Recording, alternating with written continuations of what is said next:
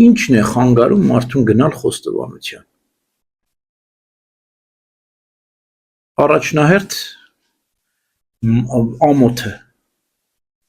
Առաջնահերթ ամոթը, կամ անվճռականությունը, հա։ Երբ որ մարդը գիտակցի, հասկանա, հավատա, որ այդ խոստովանությունը իրան շատ օգտակար է, երբ որ ընդունի, որ ինքը հիվանդ է, որ իր հիվանդությունը ծանր է, բուժման կարիք ունի, այս բոլորը երբ որ գիտակցի, հասկանա, հավատա ու տեսնի, որ անհետաձգելի է բժշկությունը, գնա, բայց այսի սկիզբն է, վճռականությունն է, բայց հիմա ընդունեցիր, որ հիվանդ ես, վճռականություն ես, որ պետք է բուժվես, բայց լավ բժիշկը չես ճարել, այս էլ երկրորդ հարցն է, լավ բժիշկ ասելով, մենք մեր խելքի համապանծային չպետք է ասենք լավ բժիշկ, հա,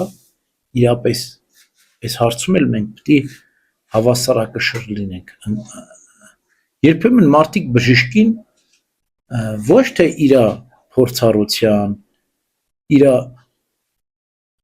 բարի հատկությունների համար են լավ համարում, այլ ուրիշ բաների, հա, ոչ թե բժշկի որակն են նայում, այլ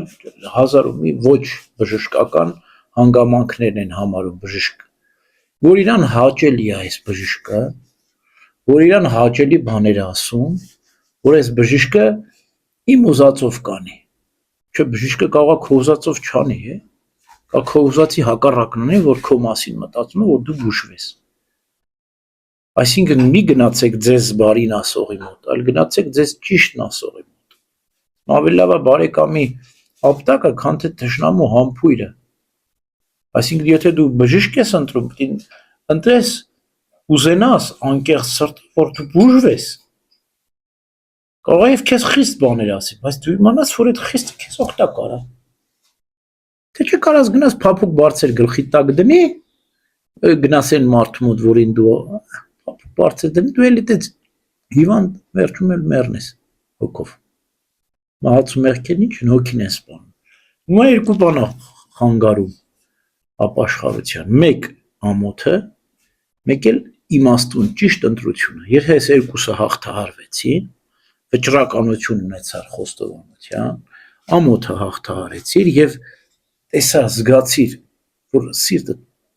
այս սրան է ուզում, այս հոգևորականի մոտ անկեղծ սրտով կգնաս, այսինքն անկեղծությունը քո և հոգևորականի, այս երկու անկեղծությունները եթե ապահովում են և փորձառությունը բնականաբար, գնում ես սիրտդ բացում ես, հետո ոչ մի ահավոր կամ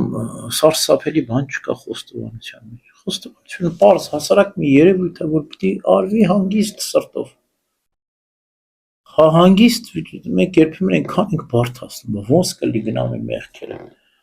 որ մեղքեր գործում, Աստված չէր տեսնում, Աստծու դեմ չես ամաչում, մարդուց ես ամաչում, Աստծուց չես վախենում, մարդուց ես վախենում, երբեմն մեր հավատացյալները իրենց ծուխի, իրենց համայնքի հոգևորականին չեն գնում խոստովանելու, ինչու,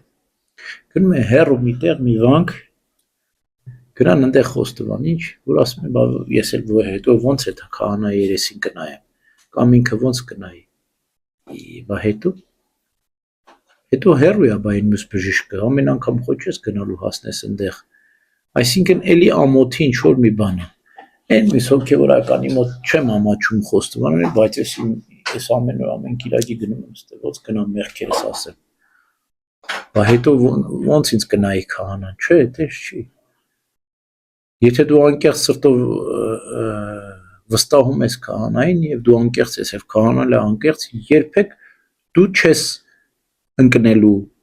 չես նսեմանալու իր աչքին քո մեղքերը խոստովանելիս, այլ ընդհակառակը բարձրանալու ես, որտև երբ որ մարդը իր անձը խոնարհեցնում է, պետք է բարձրանա, բժիշկը մարդկանց անձերը չի քննում, բժիշկը հիվանդությունն է քննում և հիվանդությանն է փորձում բուժում տալ, ոչ թե մարդկանց անձերն է քննում, չէ, անձը չի քնում, բժիշկը նայում է, որ սա հիվանդություն է, չի նայում Կիրակոսն է, Մարկոսն է հիվանդ, չէ, կարևոր չի, հիվանդ է Աստծո մարդը, վերջ, պետք է բուժվի, հիմա Կիրակոսն է հիվանդ, թե Մարկոսն է, ինչ տարբերություն բժշկի համար, Մենք դի էս բոլորը հաղթարենք, ինքներս անձեղ լինենք, գտնենք այն անկեղծ մարդուն, որի մոտ կխոստովանենք եւ շատ մանրամասների հետև չընկնենք։ Ամոթը հաղթարել, որտեղ ամոթը խոստովանության դեղն է, ասում է Սուրբ Գրիգոր Տաթևացին։ Երբ որ դու ամոթը հաղթարում, այս ոնց որ բուժվում ես, այդ ամոթը հաղթարելով դու պետք է խոստովանես։ Ամոթը այս պարագային դու պետք է օգտագործես իշահ քեզ։ Սատանան բերում է ամոթը, որ դու չխոստովանես, դու պետք է խոստովանես, որ հաղթարես։ Մի հատ հետաքրքիր պատմություն կա Հարանց վարքում։ Մեծ պահքը պետք է սկսեր քահանան մի շաբաթ քարոզում, ասում է, դե ժողովուրդ ջան, մեծ պահքն է սկսում, ըստ կարգի դուք պետք է գնաք ձեր մեղքերը խոստովանեք։ Պատրաստվեք, որ մեծ պահքին մտնեք, որ խոստովանությամբ ապաշխարեք։ Տաթևացին ասում է, ավելի լավը մեկ օր պահքը կամ ապաշխարությունը խոստովանությամբ, քան 40 օր պահքը առանց խոստովանության։ Եթե քարոզում քահանան եկեք խոստովանեք ձեր մեղքերը, խոստովանեք ձեր մեղքերը, ոչ ոք չի գալիս, ոչ ոք, բոլորը հերթով թողնում գնում են։ Երբ որ եկեղեցին դատարկվում է, տխրում է քահանան։ Մեկ էլ վերջում մի հատ սևադեմ մեկին տեսնում են եկեղեցու անկյունը, դուրս գավիթում ավելի շատ սև։ Դու ով ես, ասում, դե ես դևն եմ, ասում, Աստված թույլ չտար, ես չէի երևա քեզ։ Ասում, բա դու ինչ գործ ունես, այդտեղ ինչ էիր անում։ Դու ասում, պարտքերն էի տալի մարդկանց։ Ո՞ց թե, ինչ պարտք, ասում, ամոթի պարտքն էի տալի։ Ասում, ինչ ամոթի պարտք։ Դե ասում, որ մեղք էին գործում, այդ ամոթը վերցնում է իրանցից։ Այսինքն ասում է, ինչ ամոթ բան չկա, մեղքը գործի, ասում է, անամոթ էի դարձնում, երբ որ մեղք էին գործում։ Ասում է, հենց պետք է գան խոստովանել, ասում է, ամոթը գնաց խոստում, ասում է, ամոթի պարտքերը հետ էի տալի, ասում է, վերցրել է, հիմա էլ տալիս եմ, ասում է։ Դրա համար ասում է, ոչ մեկ չմոտեցավ քեզ։ Ես քեզ էլ լսում, ինձ էլ լսում։ Ամեն մենք պետք է լսենք, Տիրոջ պետք է լսենք։ Ամեն